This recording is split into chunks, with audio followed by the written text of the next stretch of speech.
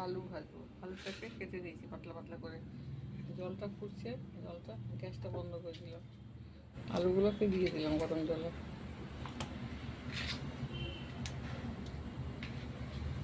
একটা ফুট দিতে হবে, দেখো ফুটছে, আমি বন্ধ করে দিলাম, এবার ঢেলে দেবো।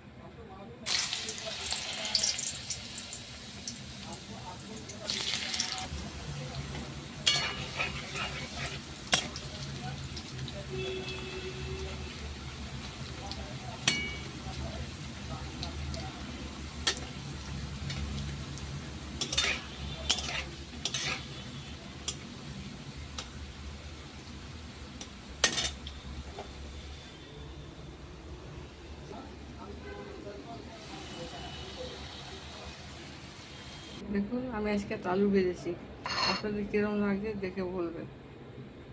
আলুটা কেটে সেদ্ধ করে সব দেখিয়ে দিয়েছি, দেখুন খুব মশমশা হয়েছে, দেখুন